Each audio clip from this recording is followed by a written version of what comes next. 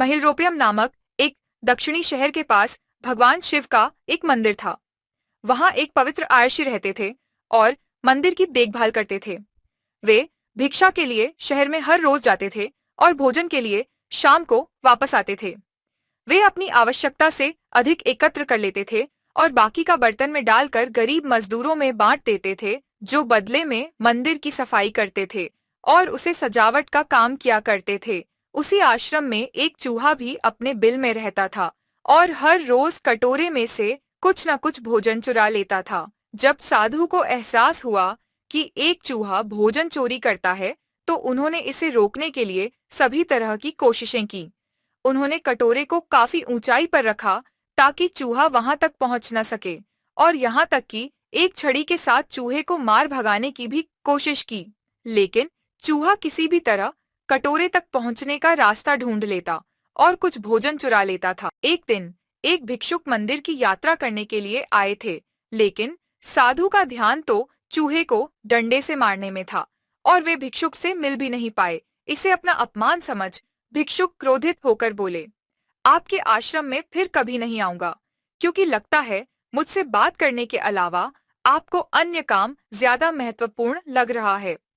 साधु विनम्रता पूर्वक चूहे से जुड़ी अपनी परेशानियों के बारे में भिक्षुक को बताते हैं कि कैसे चूहा उनके पास से भोजन किसी न किसी तरह से चुरा ही लेता है। यह चूहा किसी भी बिल्ली या बंदर को हरा सकता है।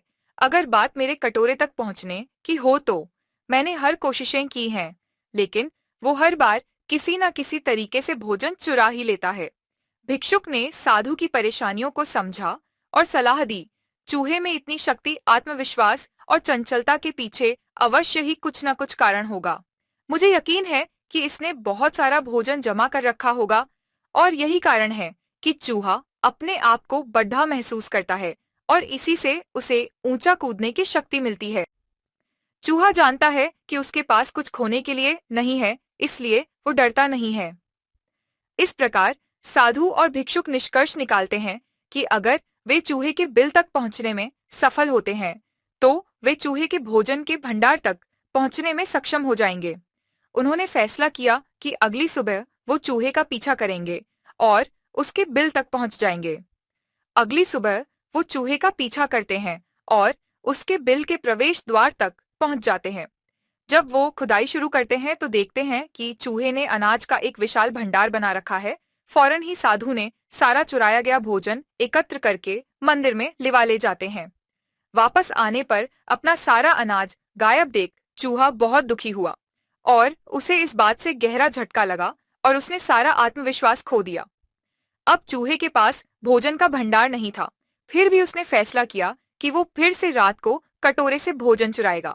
लेकिन जब उसने कटोरे तक पहुंचने की कोशिश की, तब वह धड़ल्ले से नीचे गिर गया और उसे यह एहसास हुआ कि अब न तो उसके पर शक्ति है और न ही आत्मविश्वास। उसी समय साधु ने भी छड़ी से उस पर हमला किया। किसी तरह चूहे ने अपनी जान बचाई और भागने में कामयाब रहा और फिर वापस मंदिर कभी नहीं आया। यदि हमारे पास भी संसाधनों की कमी न हो, तो हम में भी अद्भुत शक्तियां और आत्मविश्वास की कमी कभी नहीं आ सकती।